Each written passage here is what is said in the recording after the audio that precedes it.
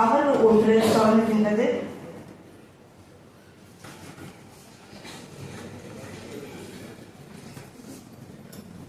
அமர்வின் தலைமை தாங்க ஆய்வறிஞர் முனைவர் பழ அதியமான் ஐயா அவர்களை மேடைக்கு அழைக்கின்றோம்.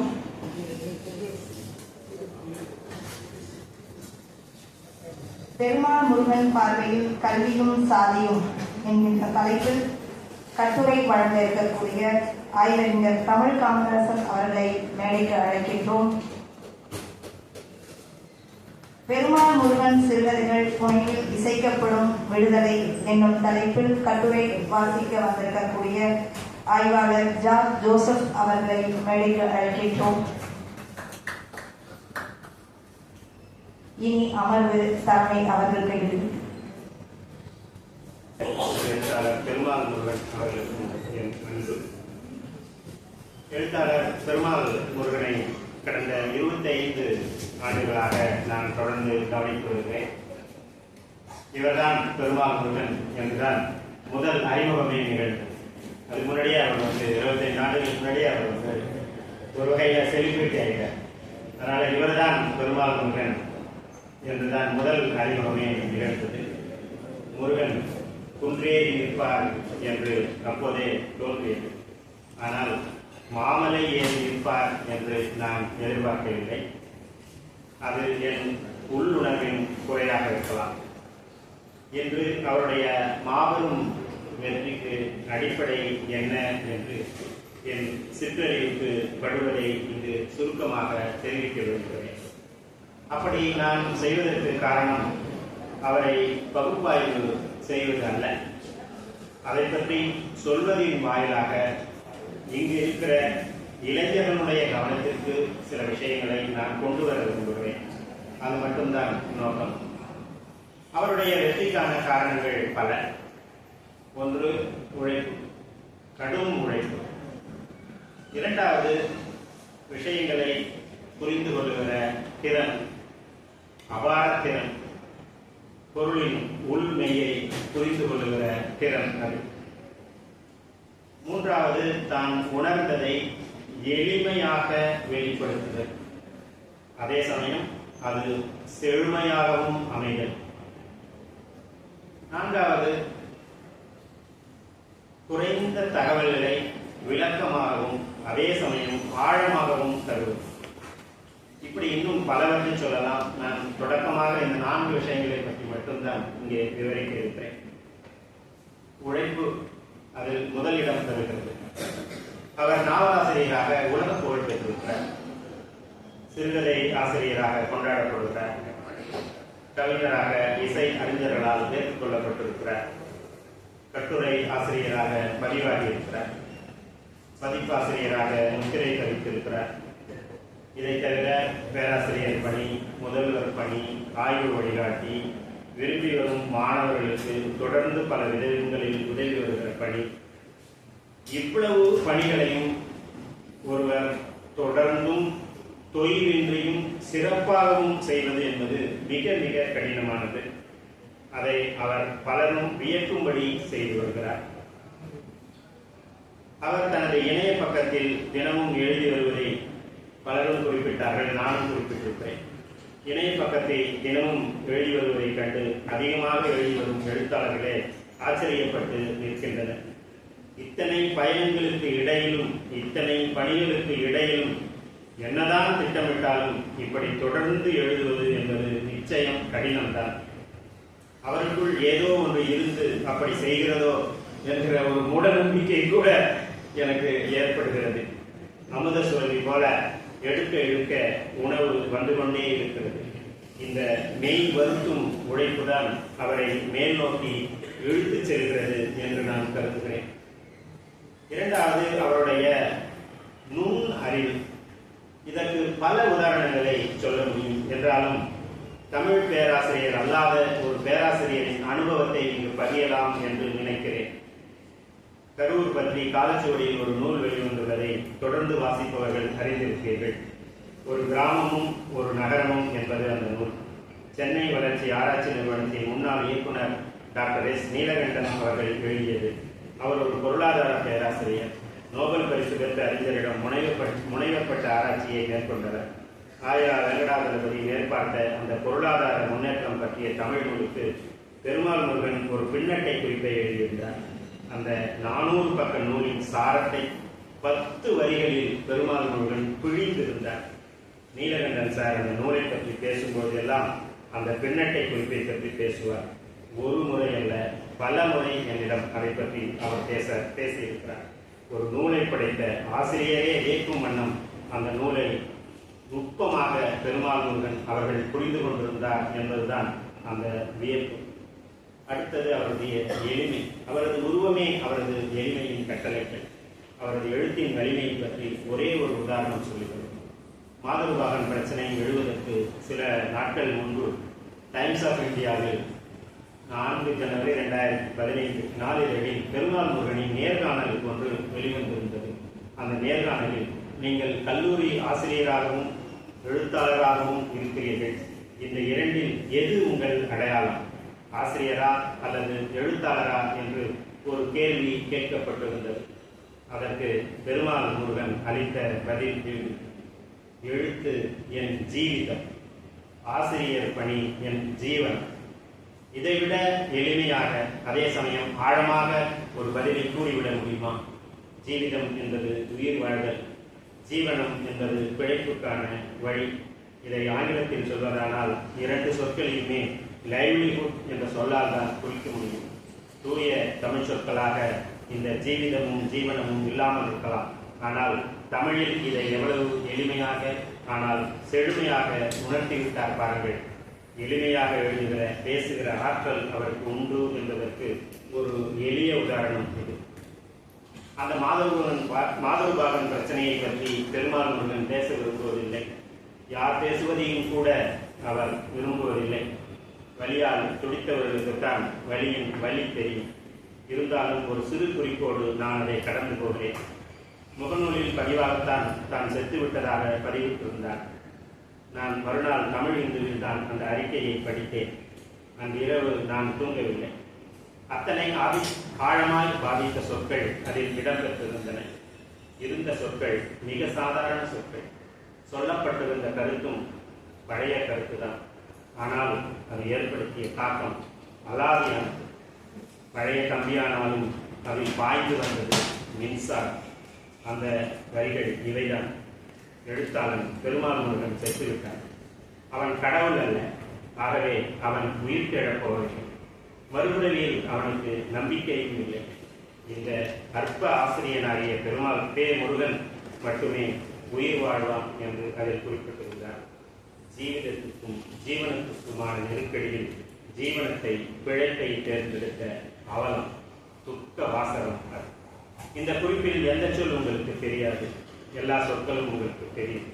கருத்தும் பழமைதான். ஆனால் அந்த சொற்களுக்குள் அவரால் உயிரை பாய்ச்ச முடிந்திருந்தது. இப்படித்தான் அவர் எழுதுகிற ஒவ்வொரு சொல்லும் மனிதர்களை பாடாய்படுத்துகின்றன. அவருக்கு கிடைத்த துர் அனுபவம் தான் அவருடைய பிரபலத்துக்கு காரணம் என்பவர்கள் பொறாமைக்காரர்கள், அல்லது அவரது ஆற்றலை அறியாமையினர். இலக்கியத்தின் பல வகைகளிலும் அவர் செய்திருக்கும் செயல்களை அறியாதவர்கள், அவை தெரிவதற்கு வாசிக்கும், அதை தூண்டும் இவை போன்ற கருத்தரங்களும் உதவலாம்.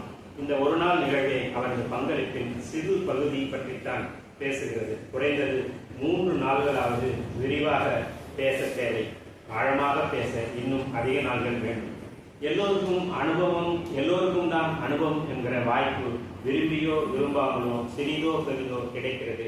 ஒருவர் தனக்கு கிடைத்த அனுபவத்திலிருந்து அவர் என்ன செய்தார் என்பதுதான் முக்கியம். அந்த அனுபவத்தை தான் தன் உழைப்பால், கல்வியால் பயன் கொண்டவர் பெருமாள் முருகன்.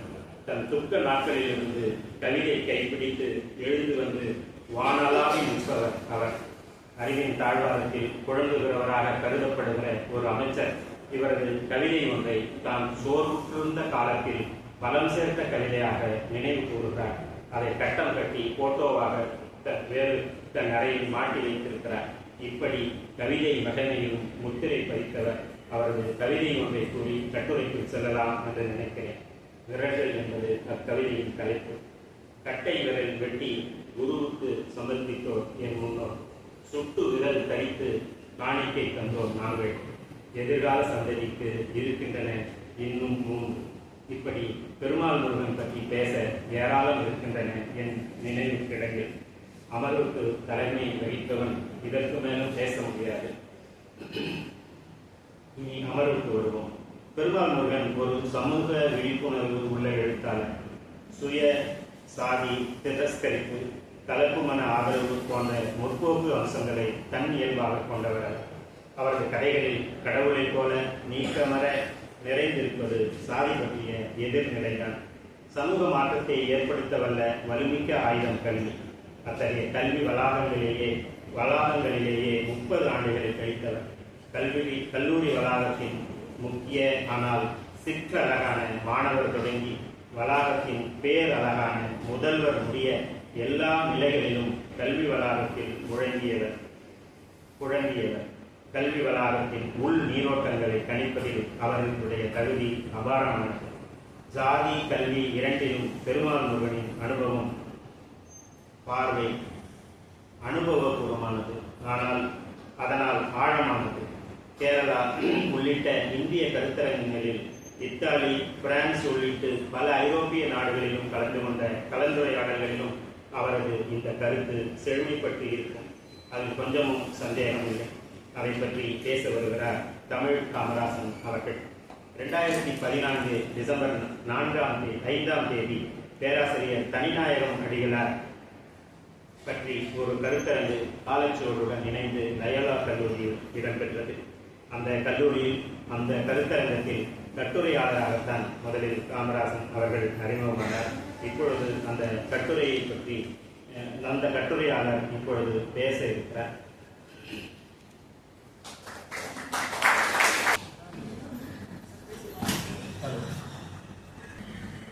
சென்னை பல்கலைக்கழகம் மொழித்துறை, தமிழ் மொழித்துறையும் காலச்சூடு இதழும் சேர்ந்து இணைந்து நடத்துகின்ற பெருமாள் முருகன் அவர்களுடைய படைப்புகள் குறித்த ஒரு நாள் கருத்தரங்கத்தில் உரையாற்றுவதற்கு வாய்ப்பு வழங்கிய, கட்டுரை படிப்பதற்கு வாய்ப்பு வழங்கிய பெருமாள் முருகன் ஐயா அவர்களுக்கும் இந்த 2 சென்னை பல்கலைக்கழக தமிழ் மொழித்துறைக்கும் காலச்சூடு இதழ் நான் நன்றி தெரிவித்துக் கொள்கிறேன்.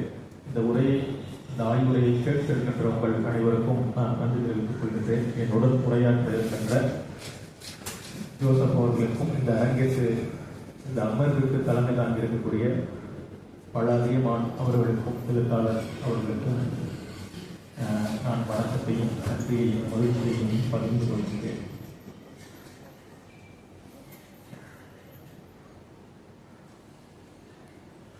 இந்த ஒரு நாள் பன்னாட்டு கருத்தரங்கம் அப்படிங்கிறத பற்றி பின்னாடி உட்கார்ந்து ஏன் பன்னாட்டு அப்படின்னு வச்சிருக்காங்க அப்படின்னு ஒருத்தர் கேள்வி கேட்டாரு. அவரு ஒருவேளை எழுத்தாளர் பன்னாட்டு அளவில் புகழ் பெற்றதுனாலா, அல்லது கட்டுரைகளை படிக்க இருக்கின்றவர்கள் பன்னாட்டை சேர்ந்தவர்கள் அல்ல, ஒரு நாட்டை சேர்ந்தவர்கள் தான். வழக்கமாக தேசிய கருத்தரங்குகள் என்று தலைப்பிடுவோம், பன்னாட்டு கருத்தரங்குகள் என்று தலைப்பிடுவோம். அதற்கு ஏதாவது காரணங்கள் இருக்கும், எனக்கு தெரியவில்லை. ஒரு சாதாரணமாக பேச தொடங்குவதற்காக பகிர்ந்து கொண்டேன். இருந்தாலும் எனக்கு என்னவோ எழுத்தாளர் எங்களுடைய ஆசிரியர் பெருமாள் முருகன் அவர்கள் பன்னாட்டு அளவில் பல நாடுகளில் புகழ் பெற்றிருப்பதால் தான் இந்த கருத்தரங்கத்துக்கு ஒரு பன்னாட்டு கருத்தரங்கம் என்று தலைப்பு வைத்துள்ளார்கள் என்று எனக்கு தோன்றுகிறது. அவர் உங்கள் எல்லோருக்கும் தெரிந்தபடி அவர் ஒரு புகழ்பெற்ற ஒரு புனைவு எழுத்தாளர். சிறுகதைகள், நாவல்கள், கவிதைகள், இவற்றையெல்லாம் எழுதியிருக்கின்றார். அதே போலவே அவர் ஒரு தமிழியல் அறிஞரும் கூட.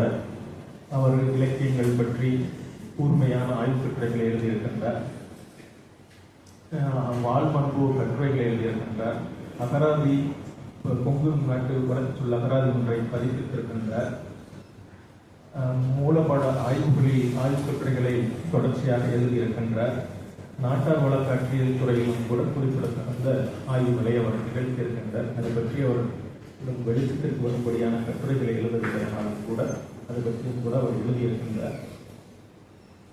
பொதுவாக அவருடைய புனைவு எழுத்துக்களால் ஈர்க்கப்பட்டவர்கள் புகழ்ந்து பேசுபவர்கள் தான் அதிகம். அவருடைய புனைவு அல்லாத எழுத்துக்கள் எனக்கு மிகவும் பிடித்தமானவை. அதனால்தான் இந்த கருத்தரங்கத்திலும் இந்த புனைவு அல்லாத எழுத்துக்கள் பற்றி ஒரு கட்டுரை வாசிக்க சொன்னார். ஏற்கனவே இந்து கல்லூரியில் ஒரு கருத்தரங்கம் நடைபெற்ற பொழுது அவருடைய பதிப்பு பார்வை பற்றி, பதிப்பு சார்ந்த அவர் எழுதுகின்ற கட்டுரை தொகுப்பு நூலை அடிப்படையாக வைத்து ஒரு கட்டுரை ஒன்று வாசித்தேன். இடையில் ரோஜாமுத்தைய ஆராய்ச்சி நூலகத்தில் அவருடைய கங்கணம் நாவலை வைத்துக் கூட ஒரு ஆய்வு கட்டுரை ஒன்றை வாசித்தேன். அவருடைய புனைவு எழுத்துக்களையும் புனைவு அல்லாத எழுத்துக்களையும் ஏறக்குறைய ஒரு சேர வாசித்து பார்த்தாலும் கூட அதில் வாழ்க்கை அனுபவம் ஒரு மிக முக்கியமான அம்சமாக இடம்பெற்றிருக்கிறது. அந்த வாழ்க்கை அனுபவம் என்பது, வாழ்க்கை அனுபவம் எல்லோருக்கும் கிடைக்கக்கூடியதுதான். மனிதனாக பிறந்தவர்கள் எல்லோருக்கும் வாழ்க்கை அனுபவம் சாத்தியப்படுகின்ற ஒன்றுதான். ஆனால் அனுபவத்தை நாம் எவ்வாறு எதிர்கொள்கின்றோம் என்பதில் தான் பிரச்சனை. அனுபவத்தின் காரணமாக ஒருவர் தன்னை ஒடுக்கிக் கொள்ளலாம், அனுபவத்திற்கு பழக்கப்பட்டு இதுதான் இயல்பானது என்று எடுத்துக்கொள்ளலாம். அனுபவத்தினால் துன்பப்படலாம் அல்லது மகிழ்ச்சி அடையலாம். ஆனால் அனுபவத்தை கேள்விக்குள்ளாக்குவது, தொடர்ச்சியாக விசாரணைக்குள்ளாக்குவது ஏன் இவ்வாறு நடைபெறுகின்றது, ஒரு சாதாரண மனித இயல்பை அடிப்படையாக வைத்து அவற்றை கேள்விக்குள்ளாக்குவது என்பது மிக முக்கியமான ஒரு அம்சம் என்று நினைக்கிறேன் அவருடைய எழுத்துக்கள். நான் காலையிலிருந்து பேசியவர்கள் எல்லோரும் கூட சொன்னார்கள். இப்பொழுது பல அதிகமான சார் பேசும்பொழுது கூட சொன்னார், அவர் இப்படி பெரும் மழையாக குன்றாக இருப்பார், குன்றில் ஏறி இருப்பார் என்று நல்லது இவ்வளவு பெரிய மலையை ஏறிவிட்டாரே என்று சொன்னார். இங்கே இருக்கக்கூடிய இலக்கிய பீடாதிபதிகளுக்கு கூட என்ன பிரச்சனை என்றால், நாங்கள் 90களிலிருந்து சர்வதேச இலக்கிய தரத்திற்கு எழுதி கொண்டிருக்கிறோம். எங்களுடைய இலக்கியங்கள் எல்லாம் சர்வதேச புகழ் பெறவில்லை. ஆனால் நீங்கள் உள்ளூர்காரர், வட்டார நாவலை எழுதி கொண்டிருப்பவர், உங்களுடைய எழுத்து மட்டும் எவ்வாறு சர்வதேச தரம் பெறுகிறது அல்லது சர்வதேச அங்கீகாரம் பெறுகின்றது என்ற கேள்வியை எழுதி கொண்டிருக்கிறார்கள் நம்முடைய இலக்கிய ஆசான்கள். அது இலக்கியம் பற்றிய பிரச்சனை மட்டுமல்ல, இலக்கிய தரம் பற்றிய பிரச்சனையை மட்டுமல்ல, நம் சமகால வாழ்க்கையை எவ்வாறு ஆழமான கேள்விகளை எழுப்புகிறோம், வாழ்க்கையின் மீது ஆழமான கேள்விகளை எழுப்புகின்றோம் என்பதுதான் அதில் இருக்கக்கூடிய பிரச்சனை. நாம் ஒருவர் தன்னுடைய கேள்விகள் தான் ஆழமானது என்று நினைத்துக் கொண்டிருக்கலாம். ஆனாலும் கூட சமகால சமூகம், அறிவுலகம் அது எவ்வளவு ஆழமான கேள்விகள் என்று கருதுகிறது என்று எண்ணி பார்க்க வேண்டும் என்று நினைக்கிறேன். அதனால்தான் நான் இந்த முறை அவருடைய எழுத்துக்கள் குறித்து கட்டுரை வாசிக்க வேண்டும் என்று கூறியவர், அவருடைய கல்விசார் கட்டுரைகளை அவர்தான் பரிந்துரைத்தார். தலைப்பை நான் கொடுத்திருந்தேன். தலைப்பை பொறுத்தவரை கல்வியும் சாதியும் என்கிற அம்சத்தை எடுத்துக்கொண்டு பேச வேண்டும், சிந்திக்க வேண்டும் என்று எண்ணியிருந்தேன். இதை தேர்ந்து கொண்டதற்கான காரணம், அவருடைய புனைவு எழுத்துக்களிலும் சரி, புனைவு அல்லாத எழுத்துக்களிலும் சரி, மிக முக்கியமான ஒரு கூர்மையான விமர்சன பார்வை நம்முடைய சாதி சமூகம் பற்றிய விமர்சன பார்வை. என்னுடைய கட்டுரை தலைப்பு பொதுவெளியும் தனிவெளியும், பெருமான் முருகன் பார்வையில் கல்வியும் சாதியும் என்பது. கல்வி பொதுவாக ஒரு கல்வித்துறையில் இருக்கின்ற எல்லோருக்கும், யார் பேராசிரியர்களாகட்டும் மாணவர்களாகட்டும் யார் ஒருவரும் கல்வி என்ற சூழலுக்குள் வரும் பொழுது சாதியை விட்டு நாம் வெளியே வந்துவிட்டதாகவும், சாதி என்பது ஏதோ படிக்காதவர்களுடைய பிரச்சனை, நாம் எல்லோரும் படித்து விட்டவர்கள், அதனால் நமக்கு சாதியை பற்றிய பற்றோ எண்ணங்களோ இல்லை என்று நம்மை நாமே எண்ணிக்கொண்டிருக்கிறோம். ஆனால் அண்மை காலங்களில் இந்த சாதி ஒடுக்குமுறைகள் கல்விக்கூடங்களில் அதிகமாக நடக்கின்றன என்ற செய்திகளை வரும் பொழுது நாம் திடீரென்று அதிர்ச்சி அடைகின்றோம். உண்மையாகவே மற்ற சுவைகள், அவலச் சுவை இருப்பது போல, துன்பச் சுவை இருப்பது போல, மகிழ்ச்சி இன்ப சுவை இருப்பது போல, இந்த அதிர்ச்சியும் நாம் ஒரு சுவையாக எடுத்துக்கொண்டு பழகிவிட்டோமோ என்று தோன்றுகிறது. ஏனென்றால் சாதி என்பதை அன்றாடம் நம் வாழ்க்கையில் தொடங்கிக் கொண்டிருக்கிறது. சாதி என்கிற அம்சம் இல்லாத எதுவுமே நம்முடைய வாழ்க்கையில் இல்லை.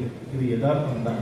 நாம் சாதிய பாரபட்சங்களை, சாதிய ஏற்றத்தாழ்வுகளை கேள்வி கேட்கின்றோம் என்றால் அதை பற்றி கூர்மையாக விசாரணைக்கு உள்ளாக்க வேண்டும். ஆனால் மேலோட்டமாக நாம் எல்லோரும் சாதிக்கு வெளியில் வந்து விட்டவதாக கருதுவதால் நமக்கு வந்து சாதி ஒடுக்குமுறைகள் நடக்கின்றன என்பதை ஒரு அதிர்ச்சியாக பார்க்க பழகிக்கொள்கிறோம். அது ஒரு போலியான ஒரு தோற்றம் என்று தோன்றுகிறது. அதனால்தான் அவர் மிக முக்கியமாக எழுதியிருக்கக்கூடிய அவருடைய கட்டுரை தொகுப்பிலிருந்து ஒரு கட்டுரையை நான் மையப்படுத்தியிருக்கிறேன், மற்றொரு அவருடைய முன்னுரையை மையப்படுத்தியிருக்கிறேன். அதை வைத்து இந்த கட்டுரையை எழுதியிருக்கின்றேன். அவருடைய மனதில் இருக்கும் மாணவர்கள் மயிர்தான் பிரச்சனையா, காதல் சரி என்றால் சாதி தப்பு என்கிற 3 கட்டுரை தொகுப்புகளையும் வாசித்து பார்த்தேன். இதிலிருந்து அவருடைய கல்வி பற்றிய அவருடைய பார்வை என்ன என்பதிலிருந்து தொடர்கிறேன். இந்த கல்வி நிறுவனங்கள் நீங்கள் படிக்கின்ற இந்த கல்வி நிறுவனம் என்பது ஒரு பொதுவெளி. நம்முடைய பழைய சமூகத்தில் பொதுவெளி என்பதே ஒன்று இல்லாமல் இருந்தது. ஏனென்றால் அது வந்து ஒரு சாதிய சமூகம், ஒரு கம்யூனல் ஸ்பேர் மட்டும்தான், ஒரு குழும ஸ்பேர் மட்டும்தான் இருந்தது. அதில் தான் மனிதன் புழங்க முடியும். ஒரு பப்ளிக் ஸ்பியர் என்பது அதன் அளவில் நம்முடைய பழைய சமூகத்தில் பண்பாட்டு அடிப்படையிலும் சரி, மற்ற இடங்களிலும் சரி, எல்லாவற்றிலும் படிநிலை அடிப்படையில் தான் பழைய பப்ளிக் ஸ்பியர் இருந்தது. ஒரு கோயில் என்றால் ஒருவர் எந்த இடத்திற்குள் வர வேண்டும், எந்த இடத்திற்குள் வெளியே நிற்க வேண்டும் என்பது தொடங்கி, ஒரு ஊர் என்றால் ஊர் பஞ்சாயத்து என்றால் மற்ற எல்லா பொதுவெளிகளும் அதன் அளவில் எல்லோருக்கும் சமமானதாக இல்லை. உண்மையை சொல்லப்போனால் பப்ளிக் ஸ்பியர் என்பதே நம்முடைய பழைய சமூகத்தில் இல்லை. அது ஒரு படிநிலைப்படுத்தப்பட்ட ஒழுங்கு நிலையில் அமைக்கப்பட்டிருந்தது. இதற்கு மாறாக இந்த கல்வி நிறுவனங்கள் இவையெல்லாம் இந்த புதிய காலனிய சமூகம் உருவாகும் பொழுது ஒரு பொது வெளி உருவாக தொடங்கியது. முதலாக நம்முடைய ஊரில் கல்லூரிகள் நிலைக்காரர்கள் மிஷனரிமார்கள் வந்து கல்லூரிகளை தொடங்கும் பொழுது என்ன நடந்தது என்றால், இந்த ஒரே வரிசையில் எல்லோரும் உட்காரலாமா என்பதுதான் பெரிய பிரச்சனையாக இருந்தது. ஒரே வரிசையில் உட்கார சொன்னதற்காக கல்லூரிகளை பள்ளிக்கூடங்களை புறக்கணித்த ஊராகத்தான் இந்த ஊர் முதலில் தொடங்கியது. இப்படித்தான் நவீன கல்வி நிறுவனங்கள் அனைத்தும் தொடங்கின. அவர் எழுதியிருக்கின்றார், இப்படி தொடங்கிய ஒரு நிறுவனங்கள், கல்வி நிறுவனங்கள் கொஞ்சம் கொஞ்சமாக இடஒதுக்கீடு மற்ற சமூக நலத்திட்டங்களின் ஊடாக எல்லா சமூகத்தவர்களும் இந்த கல்வி நிறுவனங்களுக்குள் வரக்கூடிய நிலையை அடைந்திருக்கிறோம். இது மிக முக்கியமான முன்னேற்றம் என்று கருதுகின்றார். ஆனால் அவர் அடிப்படையில் ஒரு கேள்வியை எழுப்புகிறார். இந்த கேள்விதான் சிக்கலானது. வழக்கமா இந்த மாதிரியான கேள்வியை வாத்தியார்மார்கள் யாரும் எழுப்ப மாட்டாங்க. ஆசிரியர்களாக இருந்தால் பாவம், ஆசிரியர் முன்னாடியே ஏன் வர்றாரு, ஏன் வந்து நேரம் கழிச்சு வர்றாரு, ஏன் நேரத்துக்கு முன்னாடியே கல்லூரியை விட்டு வேக வேகமா ஓடிட்டு இருக்காரு அப்படிங்கிறத பொதுவாக ஆசிரியராக பணியாற்றுறவங்க யாருமே எழுப்பிக்க மாட்டாங்க. ஆனா அவர் வந்து அந்த கேள்வியை எழுப்பிக்கிறாரு. வருஷத்துல 180 நாள், பாதி நாள் தான் வந்து வருஷத்துல சரிபாதி நாட்கள் தான் கல்லூரி வேலை நாட்கள்னு சொல்லலாம். அதுலயும் 5 மணி நேரம் தான் கல்லூரி வேலை நாள். அதுலயும் வந்து இவங்களுக்கு இந்த தற்செயல் விடுப்பு மற்றதெல்லாம் போன 150 நாள் தான். ஆனா எந்த ஒரு பெரும்பாலான ஆசிரியர்கள் ஆர்வத்துடன் பணியாற்றும் மனநிலை, ஆசிரியர்களுக்கு ஆர்வத்துடன் பணியாற்றும் மனநிலை ஏன் வரவில்லை? அரசு கல்லூரிகளை மாதிரி அழகாக எடுத்து ஆய்வு செய்தால் என்ன முடிவுக்கு வர வேண்டும் அப்படின்னு ஒரு கேள்வி எழுப்பிக்கிறார். இந்த கேள்வியோட அவர் நிப்பாட்டல, இன்னும் அந்த கேள்வியை ஆழமா எழுப்ப முயற்சி பண்றாரு. இயல்பா இந்த இத்தனை காலம் ஆகியும் ஒருவரால் மாணவர்களுடனும் சக ஆசிரியர்களுடனும் இயல்பாக அளவலாவி இந்த பொதுவெளி வழங்கும் சுதந்திரத்தை ஏன் அனுபவிக்க முடியவில்லை? வெந்நீரை காலில் கொட்டியது போல துள்ளி கொண்டு அப்படி வெளியே ஓடி என்னத்தான் செய்வார்கள் அப்படிங்கிற 2 கேள்விகள் எழுப்புகிறார். அதுக்கு முன்னாடி இந்த பொதுவெளி அப்படிங்கிறது, கல்லூரி பள்ளிகள்லாம் ஒரு பொதுவெளி அப்படிங்கிறத சொல்லும் பொழுது அவர் வந்து இன்னொரு பேரல் பப்ளிக் ஸ்பேரையும் சொல்றாரு. ஒன்று வந்து போக்குவரத்து, இன்னொன்று வந்து திரையரங்கம். போக்குவரத்தும் திரையரங்கமும் போல இந்த பள்ளிகளும் கல்லூரிகளும் ஒரு பொது வெளி அப்படிங்கிற கருத்தை வந்து கல்வித்துறையில் இருக்கிறவங்க ஏற்றுக்குவாங்களே நான் தெரியல. ஏன்னா இந்த மாதிரியான உதாரணங்கள் எல்லாம் அவங்களால வந்து சகிச்சுக்க முடியாத ஒன்னாதான் இருக்கு அப்படின்னு எனக்கு தோணுது. சரி, இப்படி வந்து அந்த கேள்விகளை எழுப்பிட்டு அவர் சொல்லக்கூடிய பதில், ஆராய்ந்து பார்த்தால் உருப்படியாக ஒன்றுமே செய்ய மாட்டார்கள். இப்பொழுதெல்லாம் கல்லூரி மதியத்தோடு முடிந்து விடுகிறது. பிற்பகல் நேரத்தில் வீடு சென்று தூங்குவார்கள்.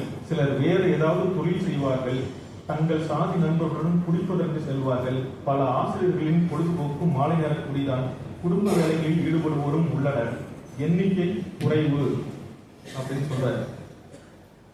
ஏன் வந்து இவங்க இந்த மாதிரி பப்ளிக் ஸ்பேயர்ல இருக்கிறதுக்கு அவ்வளவு தயக்கப்படுறாங்க. பப்ளிக் ஸ்பேயர் வந்து வழங்கக்கூடிய ஒரு சுதந்திரத்தை ஏன் அவங்களால அனுபவிக்க முடியல, அதனுடைய மகிழ்ச்சியை ஏன் அனுபவிக்க முடியல அப்படின்னு கேள்வி கேட்டுக்கிட்டு அவர் சொல்லக்கூடியது, அவங்க கிட்ட இருக்கக்கூடிய சாதி சார்ந்த மனநிலையை விட்டு வெளியே வராத நமக்கு பொது வழி தரும் அச்சமே இதற்கெல்லாம் அடிப்படை காரணம் என்பது அனுபவ சாரத்தை கொண்டு நான் வந்து சேர்ந்திருக்கும் முடிவு என் நிலைப்பாடு அப்படின்னு சொல்றாரு. முதல்ல அவருடைய விமர்சனத்தை வந்து தன்னுடைய ஆசிரிய சமூகத்திலிருந்து தொடங்குறார். ஆசிரிய சமூகம் அப்படிங்கிறது சாதி மனநிலையை விட்டு வெளிவராது, அதுக்கு வந்து உள்ள ஒடுங்கிக்கிட்டு இருக்கு. அதனாலதான் ஒரு பள்ளி கல்லூரிகள்ல அந்த பப்ளிக் ஸ்பேஸ்ல ரொம்ப மகிழ்ச்சியோட வேலை செய்யறதுக்கு அவங்க தயங்கிட்டு அங்கிருந்து வெந்நீரை காலில் கொட்டுன மாதிரி வெளியில ஓடுறதுக்கு தான் முயற்சி செஞ்சுக்கிட்டே இருக்காங்க. அதுக்கு எண்ணற்ற காரணங்களை சொல்றாங்க அப்படிங்கிறத அவருடைய கட்டுரைகள்ல பல இடங்கள்ல எடுத்து காட்டுறாரு. சரி, இப்படி வந்து ஆசிரியர்களே சாதி மனப்பாங்கோடு இருக்கும் பொழுது மற்றவர்கள் எப்படி இருப்பாங்க? மாணவர்களுடைய நிலைமை என்னவா இருக்கும்? அதுவும் வந்து கிராமப்புறங்களில் இருக்கக்கூடிய பெரும்பாலும் சென்னை போன்ற மெட்ரோபாலிட்டன்களில் சாதி இல்லாமல் அல்ல, இங்கேயும் இருக்கதான் செய்யுது. சென்னை அல்லாத கிராமப்புறங்கள்ல, மெட்ரோபாலிட்டன் அல்லாத நீங்க ஊர்களை கணக்கில் எடுத்துக்கிட்டீங்கன்னா கிராமப்புறங்கள் சாதி, அதை சுற்றி நகரங்கள் அருகாமையில் இருக்கக்கூடிய நகரங்களில் இருக்கிற கல்லூரிகள்லாம் சாதி அப்படிங்கிறது திட்டமாக தெரியக்கூடிய ஒன்றுதான். ஆசிரியர்கள் இப்படி இருக்கும் பொழுது மாணவர்களுக்கு ஏற்படக்கூடிய சின்ன சின்ன சிக்கல்கள் எல்லாம் வந்து முதல்ல ஜூனியர் சீனியர் வேறுபாடா தொடங்கி அதுக்கப்புறம் சாதி குழுக்கள் வேறுபாடா மாறி அதுக்கப்புறம் பெரிய வன்முறைகளில் முடிவதாக மாறிவிடுகிறது அப்படிங்கிறது ஒரு கட்டுரையில வந்து எடுத்து கட்டுறாரு. அந்த கட்டுரை வந்து ஆசிரியர் ஆயுதம் அப்படிங்கிற ஒரு கட்டுரை. அந்த கட்டுரையில் அவர் வந்து என்ன சொல்றாருன்னா, 2017ஆம் ஆண்டு அங்க நாமக்கல் அரசினர் அண்ணா அரசினர் கலைக்கல்லூரியில நடந்த ஒரு சாதிய தாக்குதலை வந்து சுட்டி காட்டுறாரு. அதுல வந்து ஒரு அந்த கல்லூரி எங்க ஊருக்கு பக்கத்துல இருக்கிற கல்லூரி, நான் அந்த கல்லூரியில படிக்கல, பக்கத்துல இருக்கிற இன்னொரு கல்லூரியில படித்தேன். அந்த கல்லூரியில் அவர் முதல்ல சொல்லும் பொழுது வந்து மூடாம் நெடுங்கதவு அப்படின்னு சொல்லுவார். அந்த கட்டுரை தொடங்கின உடனே அந்த மூடாம் நெடுங்கதவு அப்படிங்கிறது பெரும்பாலான அரசு கல்லூரிகளுடைய ஊர்ப்புறங்களில் இருக்கக்கூடிய கல்லூரிகளுடைய நிலைமை. எப்பயுமே கதவு திறந்துதான் இருக்கும். திடீர்னு வந்து பைக்ல ஒரு 4-5 பேர் உள்ள வர்றாங்க. ஒரு சில மாணவர்கள் இன்னும் வேறு சில மாணவர்களை அடையாளம் காட்டுறாங்க. அந்த மாணவர்கள் தாக்கப்படுறாங்க. தாக்கப்பட்ட பிறகு யாரும் ஒரு மாணவர் ஓடி வந்து முதல்வர் அறையில சொல்றாரு, ஐயா சண்டை நடக்குது வாங்க அப்படின்னு சொல்றாரு. முதல்வர் கூட தான் இவர் பேசிட்டு இருக்காரு. நீங்க போய் பாருங்க அப்படின்னு சொல்லிட்டு அவர் வெளியில வரல. வெளியில வந்து பார்த்தா ஆசிரியர்கள்லாம் நின்று வேடிக்கை பார்க்கறாங்க. யார் ஒருத்தரும் அதுல போய் தலையிட்டு அதை தடுத்து நிறுத்தணும்னு நினைக்கல. அடிதடி முடியுது, சண்டை. ஒரு சில மாணவர்கள் தாக்கப்பட்டுறாங்க, அவங்க கஷ்டம் ஒழுங்க இருக்காங்க. அதுக்கு பிறகு காவல்துறை வருது. ஒரு 5 நிமிஷத்துக்குள்ள இதெல்லாம் நடந்து முடிஞ்சது. அதுக்கப்புறம் காவல்துறை வருது. அதுக்கு பிறகு அரசியல்வாதிகள் வர்றாங்க, பேச்சுவார்த்தைகள்லாம் நடக்குது. இதை பற்றி அவர் சொல்லும் பொழுது என்ன சொல்றாருன்னா, இந்த பேச்சுவார்த்தைகள் பற்றிலாம் அந்த கட்டுரையை விவரிக்கல. அது ரொம்ப ஆயாசம் தரக்கூடிய ஒன்று அப்படின்னு சொல்லிட்டு, விசாரணை பேச்சுவார்த்தைகள்லாம் ரொம்ப இதா இருக்கு, ஆயாசம் தரக்கூடிய ஒன்றா இருக்குதுன்னு சொல்லிட்டு அதை பற்றி விவரிக்கல. ஏன் இந்த மாதிரியான தாக்குதல்கள் நடக்கு அப்படிங்கிறதுக்கு காரணத்தை தேடுறதுக்கு முயற்சி பண்றாரு. அந்த கல்லூரியை சுற்றி இருக்கக்கூடிய கிராமங்கள்ல கடந்த 30 ஆண்டுகளாக சாதி ரீதியான கட்சிகள் தொடர்ச்சியான செயல்பாடுகள் தான் இன்னொரு சமூகத்தாரை பற்றி, ஆதிக்க சமூகத்தாரை பற்றிய, ஆதிக்க சமூகத்தை சேர்ந்தவர்களாக தங்களை கருதி கொள்ளக்கூடியவர்கள் ஒடுக்கப்பட்ட சமூகத்தார் பற்றி தொடர்ச்சியாக பேசுகிற பேச்சுக்கள், அரசியல் கட்சிகளாக பேசுகிற பேச்சுக்கள் தான் அவங்க மேல இவ்வளவு அதிகமான வெறுப்புகள் உருவாவதற்கு காரணம் அப்படின்னு சொல்றாரு.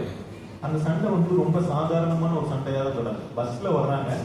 இங்க எப்படி பஸ்லாம் வந்து மெட்ரோபாலிட்டன்ல அந்த வேலை நேரத்துல ரொம்ப அதிக கும்பல் இருக்குமோ அதே மாதிரிதான் இதை விட அந்த பஸ்ல அதிகமான கும்பல் இருக்கும், தொங்கிட்டு வருவாங்க. அந்த மாதிரி ரொம்ப அதிகமான கும்பல் இருக்கக்கூடிய ஒரு பேருந்துல ஒரு சீனியர் மாணவர் வந்து ஜூனியர் மாணவர் காலை மிதிச்சிடுறாரு. அந்த பேச்சு வாக்குவாதமா மாறி சண்டையாக மாறி ஒரு சாதி தாக்குதலாக மாறிவிடுகின்றது அப்படிங்கிறத வந்து எடுத்து காட்டுகிறார்.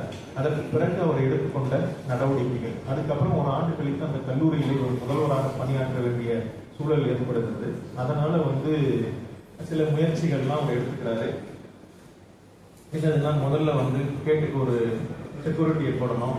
அதுக்கு பிறகு வரக்கூடிய மாணவர்கள் எல்லாரையும் வந்து ஐடென்டி கார்டு போட்டுட்டு வர சொல்லணும். அதுக்கு பிறகு மற்ற நேரங்களில் கேட்ட மூடி வைக்கிறது, கல்லூரி தொடங்குற நேரத்தில் தவிர மற்ற நேரங்களில் கேட்ட மூடி வைக்கிறது. அதுக்கு பிறகு வந்து மற்றவர்கள் கல்லூரிக்கு நுழையும் பொழுது ஒரு பதிவேடு வச்சு கையெழுத்து போட்டு வர சொல்றது. அதுக்கு பிறகு மாணவர்கள் அணிந்து வரக்கூடிய வெவ்வேறு வகையான சாதி அடையாளம் காட்டக்கூடிய வந்து இந்த கயிறுகள், பேஸ்லெட்ஸ் மற்றதெல்லாம் வந்து நீக்கிறது. இதெல்லாம் செய்யறாங்க. அப்புறம் மாணவர்கள் வண்டியில வர்றாங்கன்னு சொன்னாங்க, அவங்க மோட்டார் பைக்ல மற்றதுல வர்றாங்க, அதில் இருக்கக்கூடிய அடையாளங்கள் எல்லாவற்றையும் நீக்கி அவங்களுக்கு வந்து ஒரு வண்டி நிறுத்துறதுக்கான தனியான இடத்தை வந்து ஏற்பாடு செய்யறது. இது போன்ற நடவடிக்கைகளை எல்லாம் வந்து செய்யறாரு. இதோடு சேர்த்து அவர் எடுக்கக்கூடிய மிக முக்கியமான ஒரு நடவடிக்கை வந்து பாட வேலைகளை தொடர்ச்சியாக நடத்த வைக்கிறது. இது வழக்கமா நடக்கிறது கல்லூரிகளில். அதோட சேர்த்து வந்து இலக்கிய விழாக்கள், நூலக பயன்பாடு, மற்ற விழாக்களை எல்லாம் ஒருங்கிணைத்து நடத்துறது. வாரம் ஒரு முறை வந்து காலையில கூடி பேசுறது அப்படிங்கிற மாதிரியான காலை கூடல் அப்படிங்கிற மாதிரியான நிகழ்வுகளை ஏற்பாடு செய்யறாரு. இப்படிலாம் செய்யும் பொழுது மாணவர்கள் இதுக்கெல்லாம் ரியாக்ட் பண்ணாமலாம் இருக்க மாட்டாங்க. மாணவர்கள் வந்து ஒரு நிகழ்ச்சி அவர் சுட்டி காட்டுறாரு. ஒரு முறை வந்து அப்படி செய்யும் பொழுது ஒரு முறை வந்து என்ன செய்யறாங்கன்னா, மாணவர்கள் நீங்க கைத்துல தானே இருக்கிறீங்க, ஒரே கலர்ல 10 பேர் ஒரே விதமான ஒரே கலர்ல இருக்கிற சட்டையை அணிஞ்சிட்டு வர்றாங்க. இப்போ அவங்கள கூப்பிட்டு ஏப்பா அப்படி இருப்பாங்க, இல்லை எங்க ஊர்ல வந்து திருவிழா ஏதோ ஒரு காரணத்தை சொல்றாங்க, சரி எங்க அப்பா அம்மாவை கூட்டிட்டு வாங்க இது பண்ணுங்க அப்படின்னு சொல்லி இது பண்றாங்க. அந்த இதுல இருந்து பேசுறாரு. மாணவர்கள்கிட்டையும் சரி, ஆசிரியர் பெற்றோர்கள்கிட்டையும் சரி, தொடர்ச்சியா வந்து பேசிக்கிட்டே இருக்காரு. அவர் என்ன பேசுறாருன்னு சொன்னா, ஒரு மாணவன் படிப்பவனாக அடையாளப்படலாம், விளையாட்டு வீரனாக அடையாளப்படலாம், கலைஞனாக அடையாளப்படலாம், சாதியினுடைய அடையாளமா அப்படிங்கிற கேள்வி, இந்த கேள்வி எழுப்பக்கூடிய கோணத்துல அவர் நிறைய உரைகளை வந்து ஆற்றுறார், தொடர்ச்சியா பேசுறார். அந்த கட்டுரையினுடைய ஆசிரியர் ஆயுதம் அப்படிங்கிற அந்த கட்டுரையினுடைய தலைப்பு வந்து என்ன அர்த்தம்னு சொன்னா, தொடர்ச்சியா பேசினேன். கல்லூரியில வந்து ஆசிரியர்கள்கிட்டையும் சரி, மாணவர்கள்கிட்டையும் சரி, தொடர்ச்சியா உரையாடுவது தான் வந்து பேச்சு தான் வந்து ஒரு ஆசிரியர்களுடைய ஆயுதம். இப்படி பேசும்போதெல்லாம் வந்து எல்லாம் சரியாயிருமா? சில நேரங்கள் அவருக்கே கூட வந்து அச்சம்லாம் இருந்தது. ஒரு முறை இப்படி பேசி அனுப்பும் பொழுது அடுத்த நாள் வந்து ஏதாவது உள்ளூர் அரசியல்வாதிகளை யாரையாவது தூக்கிட்டு வந்துருவாங்களோ அப்படின்னா அவருக்கே பயம் வந்தது அப்படின்னு கூட ஒரு இடத்துல எழுதியிருக்காரு. இந்த மாதிரியான நடவடிக்கைகள் எடுக்கும் பொழுது அதுக்கு மாணவர்களுடைய ஒத்துழைப்பு கூடுதலாக தான் இருக்கும். மாணவர்களே ஒரு கண்காணிப்பு முறையை ஏற்படுத்துறாங்க. அடுத்த முறை பிரச்சனைகள் வரும்போது அவங்களே போய் எச்சரிக்கை செய்யறாங்க. இல்லை இந்த பிரச்சனையை கையாளணும்னா ஒரு விடுமுறை விடலாம்னு சொல்றாங்க. எல்லாருக்கும் விடுமுறை விடுறது பிரச்சனைன்னு சொன்னாங்க. சரி, ஒரு வகுப்பு மாணவர்களுக்கு மட்டும் விடுமுறை விடலாம் அப்படின்னு சொல்றாங்க. இப்படி மாணவர்களுடைய ஆசிரியர்களுடைய ஒத்துழைப்பை விட இந்த பப்ளிக் ஸ்பியரா வந்து கன்ஸ்ட்ரக்ட் பண்றதுக்கு, ஒழுங்கமைத்துக் கொள்வதற்கு, உருவாக்கி கொள்வதற்கு மாணவர்களுடைய ஒத்துழைப்பு அதிகமாக இருக்கின்றது அப்படின்னு அவருடைய அனுபவத்துல இருந்து எடுத்துக்காட்டார். இப்போ ஆசிரியர்களுக்கு இருக்கக்கூடிய பிரச்சனை வந்து என்னதுன்னு சொன்னா, அவங்க வந்து ஒரு கன்சர்வேட்டிவான, எப்படி வேணாலும் இருக்கலாம், முற்போக்கு எண்ணங்களை உடைய ஆசிரியர்களாக கூட இருக்கலாம். ஆனா வந்து அவங்களுடைய வாழ்க்கையில வந்து பலவிதமான கன்சர்வேட்டிவான எண்ணங்களை வந்து தொடர்ச்சியா வச்சிருக்காங்க. ஒழுக்கம் பற்றிய பார்வை, காதல் பற்றிய பார்வை, இந்த மாதிரி எல்லாவற்றையும் வந்து அவங்க வந்து ஒரு கன்சர்வேட்டிவ் பொசிஷன்ஸை தான் பேசிக்கிட்டே இருக்காங்க. அதை வந்து பல இடங்கள்ல குறிப்பிட்டு கட்டுறாங்க. எவ்வளவு முற்போக்கான ஆசிரியர்களும் கூட வளாகத்தில் அப்படிதான் நடந்து கொள்வாங்க. இப்போ இந்த மயில்தான் பிரச்சனையா அப்படிங்கிற கட்டுரை எழுதிய பொழுதும், அதற்கு மறுப்புகள் வந்த பொழுதும், விவாதத்துக்குள்ளான பொழுதும் சரி, அந்த சூழல்ல வந்து அவர் எடுத்து கட்டுறாரு. மயில் அப்படிங்கிறத வந்து வேற குழந்தைகள் தலைமுறை தூரம் மாறி மாறி வளர்ந்துகிட்டே போய்கிட்டே இருக்காங்க. ஒவ்வொருத்தருக்கும் ஒரு காலத்துல ஒவ்வொரு ஃபேஷன் பிடிக்குது, அவங்க அதுக்கு ஏற்ற மாதிரி வச்சுக்கிறாங்க. நீங்க ஏன் வந்து கத்திரிக்கோள் எடுத்துட்டு போய் அவனுடைய முடிய வெட்டுறதுல தான் ஒழுக்கம் இருக்கிறது, அவனுடைய ஒழுக்கம் இருக்கிறதுன்னு கருதுறீங்க?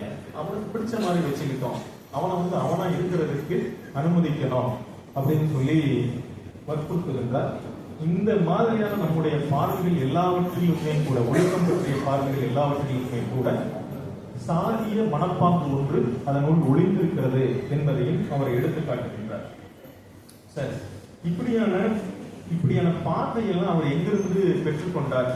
மற்ற ஆசிரியர்களுக்கு இல்லாத போது இவருக்கு மட்டும் அப்படியான பார்வைகள் எல்லாம் எங்கிருந்து கிடைத்தது அப்படிங்கிறது மிக முக்கியமான ஒரு கேள்வின்னு நினைக்கிறேன். அவர் வந்து குறிப்பிடுறது வந்து ரொம்ப முக்கியமான ஒண்ணு. மனோசை இதழ் ஆசிரியர் குழுவில் இங்கே சென்னையில் கல்லூரியில் படிச்சுட்டு இருந்த போது அந்த ஆசிரியர் குழுவில் இவரும் ஒரு மாணவராக இருந்த காலத்திலேயே உறுப்பினராக இருக்கிறார். அங்கே அது ஒரு இடதுசாரி இயக்கம் சார்ந்த பண்பாட்டு இதழாக அந்த இதழ் வெளிவந்து கொண்டிருந்தது. அந்த இதழில் இருந்த இன்னொரு ஆசிரியர் குழு உறுப்பினரான தோழர் சீனிவாசன் அவர்கள் இருந்தது. அவர்கள் தான் எனக்கு நிறைய பார்வைகளை வழங்கினார். அவருடைய உரையாடல்களிலிருந்து தான் எனக்கு இந்த மாதிரியான பார்வைகள் கிடைத்தது. அதுக்கு பிறகு பா. சிவகுமார், அந்த ஆசிரியர், தமிழ்நாடு ஆசிரியர் கழக தலைவர்களில் ஒருத்தரான அவரும் ஆசிரியர் கழகத்தில் தான் வேலை செஞ்சார், சீனிவாசன் தோழர் அவர்களும். அதே போல இன்னொரு தோழரான பா. சிவகுமார் அவர்கள், பேராசிரியர் பா. சிவகுமார் அவர்களும் அவருடனான உரையாடல்கள், அவருடைய கட்டுரைகளும் எனக்கு இந்த மாதிரியான பார்வைகளை வழங்கின அப்படின்னு எழுதியிருக்காரு. அது மட்டும் இல்லாமல் இந்த பிரச்சனைகள் வந்த போதெல்லாம் பிரச்சனைகளை எதிர்கொண்ட முறையினாலதான், இந்த வாழ்க்கை அனுபவங்களினாலதான் நான் என்னுடைய கல்வி சார்ந்த பார்வைகள் விரிவடைந்தது அப்படின்னு சொல்றாரு. அவர் அடிப்படையில் சில கேள்விகளை எழுப்புகிறார். இன்றைய கல்வியில் சாதி பற்றி ஏதேனும் கற்பிக்கின்றோமா? சாதி உருவாக்கம், அதனுடைய இருக்கும் முறை, சமத்துவம் இன்மையும் பிளவுபடுவதற்கான அதனுடைய அடிப்படைகள் பற்றி எல்லாம் எங்கேனும் அறிவதற்கு நம் கல்வி முறையில் வாய்ப்பு உள்ளதா? ஆசிரியர்களுக்கு சாதி பற்றிய புரிதல் உள்ளதா?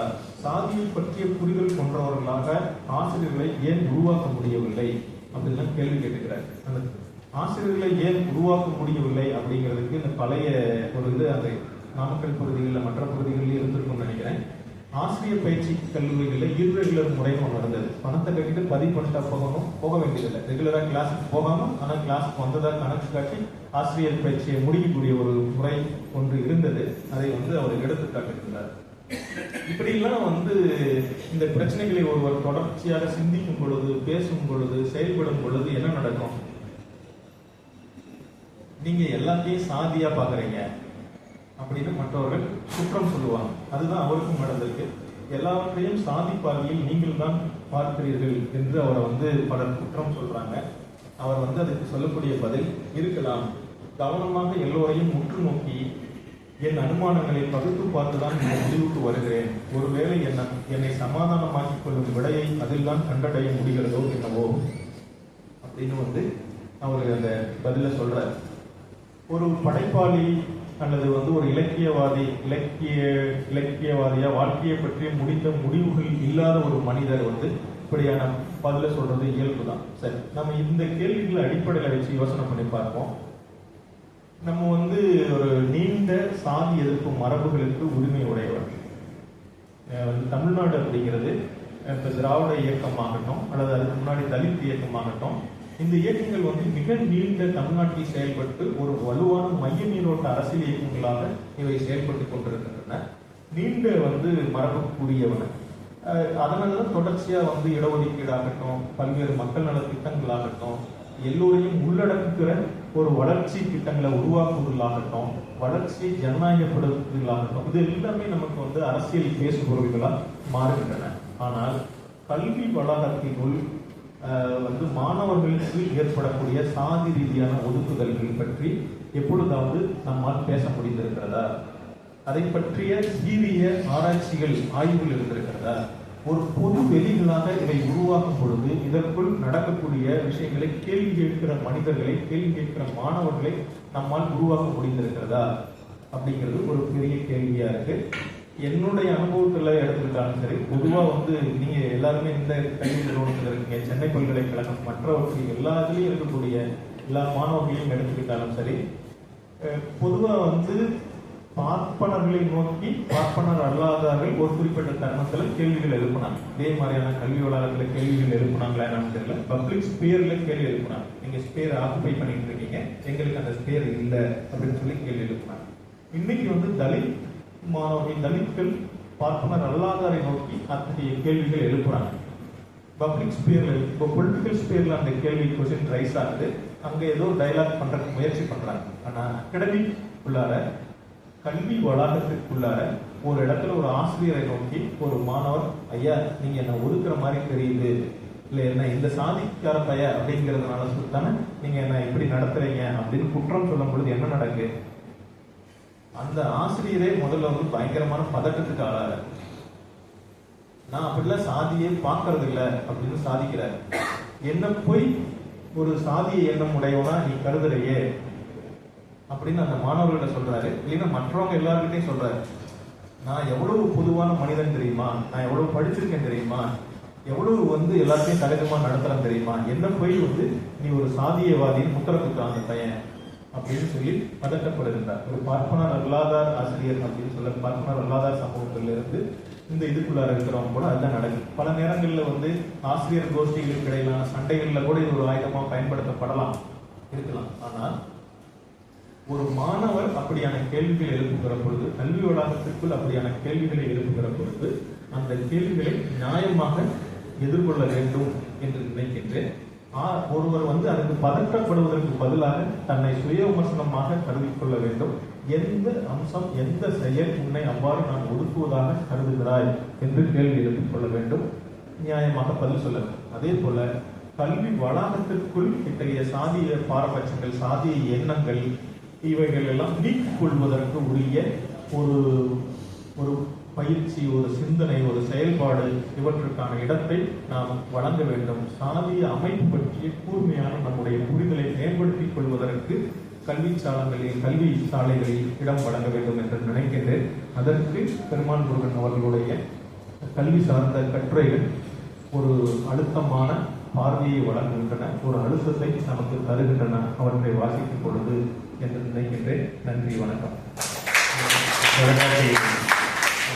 விவாதங்களில் ஈடுபடுவதால் சரியாக நேரத்தை பயன்படுத்தி தனது கருத்தை சொல்லிவிட்டார். பொது வெளிகளில் இருக்கிற ஜாதி, சமத்துவம், உண்மை பற்றிய பேச்சாக கேள்வி இருந்தால் கேள்விகளுக்கு நேரம் இல்லை. இப்போது அடுத்தது திருச்சியிலிருந்து வந்திருக்கிற ஜார்ஜ் ஜோசப் அவர்கள் பேச இருக்கிறார். திருச்சியிலிருந்து வந்திருக்கிறாங்க. அதுக்கு எவ்வளோ நேரம் செலவு பண்ணியிருப்பாங்க. ஆனால் நீங்கள் ஒரு 10 நிமிஷம் தான் பேசணும்னா நியாயம் இல்லை. இவர் 40 நிமிஷம், இவர் அரை மணி நேரம் பேசியிருக்கார். 30 நிமிடம் இவர் பேசியிருக்கிறார். இவர் 20 நிமிடமாவது பேசுவார். இவர் உங்களை போல ஒரு ஆராய்ச்சியாளர், இங்கே இருக்கிற பெரும்பான்மை மாணவர்களை போல அவர் ஜேஆர்எஃப் இருக்கிற ஆராய்ச்சியாளர். கதை எழுதியிருக்கிறார், கட்டுரை எழுதியிருக்கிறார், நாவல் மொழிபெயர்த்திருக்கிறார், சிறுகதைகள் எழுதியிருக்கிறார். அந்த அளவுக்கு திறமையான ஒரு மாணவர். 2 மொழிபெயர்ப்புகள் அவருக்கு மொழிபெயர்ப்புகள் வந்திருக்கின்றன. ஒன்று பூனைகள் இல்லா உலகம் என்ற ஒரு நாவல். பூனைன்னு சொன்னாலே உங்களுக்கு தெரிஞ்சிருக்கும், அது ஜப்பான் நாவல் அப்படின்னு. அந்த ஜப்பான் நாவலை மொழிபெயர்த்திருக்காரு. அது ஆங்கிலத்தில் வெளிவந்து இங்கிலாந்தில் வெளிவந்த ஒரு நாவல். ஒன்றும் பெரிய கஷ்டமான நாவல் இல்லை. அதாவது நம்முடைய அனுபவம் போல தான். ஒரு பூனை தொலைஞ்சிருச்சுன்னு வைங்களேன், ஒரு நாய், உங்க வீட்டு நாய் தொலைஞ்சிருச்சுன்னு வைங்களேன், அல்லது உங்களுடைய தொலைக்காட்சி தொலைபேசி தொலைஞ்சிருச்சுன்னு வைங்களேன், உங்களால செயல்படவே முடியாதபடி நிலைமை ஆயிடுச்சு. சுந்தரராமசாமி வீட்டு கல்யாணத்தின் போது அவரோட தொலைபேசி தொலைஞ்சிருச்சு. கல்யாண தேதியை மாற்றி வைக்கலாமா அப்படின்னு அவர் யோசிச்சார். அந்த அளவுக்கு நம்மளுடைய தகவல்கள் எல்லாம் அந்த தொலைபேசியில தான் இருக்கு. அதே போல நம்மளுடைய மாமா செத்து விட்டாருன்னு வைங்களேன். ஆனா உலகம் என்ன நினைச்சிட்டு இருக்குன்னா, மாமா செத்தாலும் பரவாயில்ல, தொலைபேசி தொலைஞ்சாலும் பரவாயில்ல, உலகம் அப்படித்தான் இயங்கிட்டு இருக்கோம் அப்படின்னு நம்ம பொதுவா நினைச்சிட்டு இருக்கோம். ஆனா அப்படி இல்லை. இதெல்லாம் வரலாறு சொல்றது, யதார்த்தம் சொல்றது. ஆனா இலக்கியம் அப்படி சொல்லுமா? சொல்லாது. மாமா போயிட்டாருன்னா எல்லாமே போயிடுச்சு, தொலைபேசி போயிடுச்சுன்னா. அனைவருக்கும் வணக்கம். நான் ஒருவாறு என்னை தயார்படுத்திக்கிட்டு கட்டுரைக்குள்ள போகலாம் அப்படின்னு இருக்கும்போது இப்படியான பாராட்டு சொற்களை சொல்லி கொஞ்சம் தடுமாற வைக்கிறார் நடுவர். இந்த கருத்தரங்கிற்கு பெருமாள் முருகன் சிறுகதைகள் பற்றி நான் பேசணும் அப்படின்னு என்னை அழைத்த பெருமாள் முருகன் ஐயா அவர்களுக்கும், என்னை பரிந்துரைத்த பல அதிகமான ஐயா அவர்களுக்கும், இந்த நிகழ்வு ஒரு சிறப்பாக நடைபெற காரணமாக இருக்கக்கூடிய மணிகண்டன் ஐயா அவர்களுக்கும் எனது நன்றியை தெரிவித்துக் கொள்கிறேன். இங்கே வந்திருக்கக்கூடிய பெரியவர்கள், பேராசிரியர்கள், நண்பர்கள், எழுத்தாளர்கள் அனைவருக்கும் எனது வணக்கத்தை தெரிவித்துக் கொள்கிறேன். ஒரு 128 கதைகள் 1988 இப்போ வரைக்கும் எழுதின கதைகளை பற்றி ஒரு 20 நிமிஷத்துல பேசணும் அப்படிங்கிறது ரொம்பவே சவாலான விஷயம், சாத்தியமில்லாததும் கூட. கட்டுரைகள்ல முடிந்த அளவுக்கு ஒரு 15 பக்கத்துல என்ன சொல்ல முடியுமோ அதை சொல்லியிருக்கிறேன். சில முக்கியமான தருணங்களை மட்டும் இங்க பேசலாம் அப்படின்னு நான் கருதுறேன்.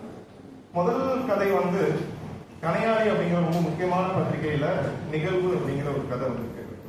கதை படிச்ச உடனே அசோகமித்ரன் பாணியான கதை அப்படின்னு நான் எழுதினேன் கட்டுரையில.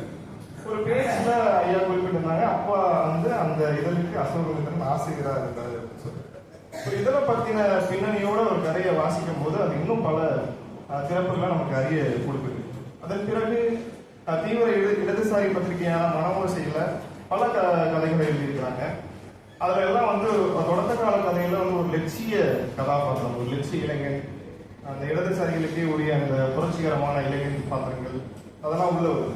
மெல்ல மெல்ல அந்த கதைகள்லாம் வந்து கரைந்து கிராமப்புறத்தை இந்தியாவினுடைய இல்ல தமிழ் மண்ணுடைய வேறுன்னு சொல்லக்கூடிய அந்த நாட்டுப்புறங்களை வந்து மையப்படுத்திய கதைகளை ரொம்ப தீவிரமா அந்த மக்களினுடைய அகப்புறங்களை பேசக்கூடிய கதைகளை வந்து நிறையவே எழுதியிருக்கிறாரு.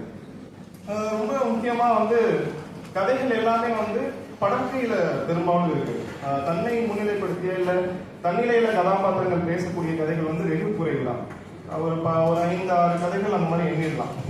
அப்படி வந்து கதைகள் வந்து தன்னிலையில இல்லாம போகும்போது ஒரு பெரிய ஒரு சாதகம், ஒரு அட்வான்டேஜ் என்ன அப்படின்னா, பலருடைய கோணங்களை வந்து ஒரு கதையில வந்து சொல்லிட முடியும். பெரும்பாலான எழுத்தாளர்கள் வந்து ஒரு வீட்டுக்குள்ள நடக்கக்கூடிய ஒரு நிகழ்வு இல்ல வந்து ஒரு புற வாழ்க்கையில நடக்கக்கூடிய ஒரு நிகழ்வா இருந்தாலும் ஒரு தனி மனிதனுடைய உள வேட்கை இல்ல அவன் சந்திக்கக்கூடிய நெருக்கடி அப்படி எழுதிடுவாங்க எளிமையா.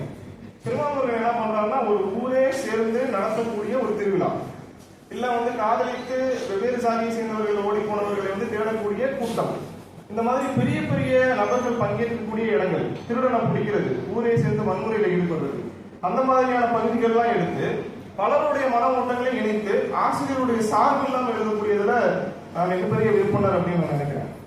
அந்த அளவுல வந்து ரொம்ப முக்கியமான ஒரு எழுத்தாளர்.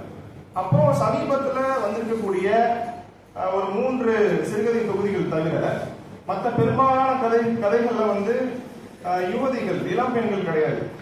ஒரு மூதாட்டிகள், பூங்கிழவிகள், சின்ன குழந்தைகள், சிறுவர்கள் பத்தி இவ்வளவு கரிசனையோட இவ்வளவு ஆழமா எழுதின எழுத்தாளர்கள் இல்லைன்னே கூட சொல்லலாம் தமிழ்ல. அந்த அளவுக்கு அவங்களை பத்தின வாழ்க்கை எழுதியிருக்காரு. அதே போல ரொம்ப விளிம்பு நிலையில இருக்கக்கூடிய தொழில்கள் நம்ம என்ன சொல்லுவோம், அதிகபட்சம் வந்து தமிழ் பரப்புல மேலோட்டமா தான் வந்து நம்ம முன்னணி எழுத்தாளர்கள் கருதக்கூடியவங்க எல்லாம் எழுதியிருக்காங்க. கட்டட தொழிலாளர்கள், அதன் பிறகு செங்க சூழல வேலை பார்க்கிறவங்க அப்படிலாம் இருக்கு. பெருமாமுருகன் ரொம்ப ஐடென்டிஃபை பண்ணப்படாத இல்லது பேசப்படாத தொழில்களை எழுதியிருக்காரு. உதாரணத்துக்கு சென்ட்ரிங் வேலை செய்யறவங்க, வீட்டுக்கு வந்து தகவல் செய்யறவங்க, அதே மாதிரி இந்த வீட்டு கட்டுமான பணிகள்ல கதவுகளை சிமெண்ட்டுக்குள்ள ஒரு சித்திர வேலைப்பாடு பார்ப்பாங்க இல்லையா, அவங்கள பத்தின கதைகள்லாம் எழுதியிருக்காரு. அது அப்படியே இவரே வாழ்ந்து அனுபவித்த மாதிரி அந்த கதைகள் சொல்லுவார். ஒரு புறவழிச்சாலையில நடு நிசையில பஞ்சர் ஓட்டக்கூடிய தொழிலாளர்களுடைய மனநிலை எப்படி இருக்கும் அப்படின்னு ஒரு கதை எழுதியிருப்பாரு. ஒரு கிராமப்புறங்கள்ல இருந்து நகர்ப்புறத்துக்கு பணி செய்யக்கூடிய வரக்கூடிய ஒருவன் நேர்முக தேர்வை எதிர்கொள்ளணும். அப்ப ரூம் எடுத்து தங்க முடியாது, பொருளாதார செலவு வந்து அதுக்கு ஈடு கொடுக்க முடியாது.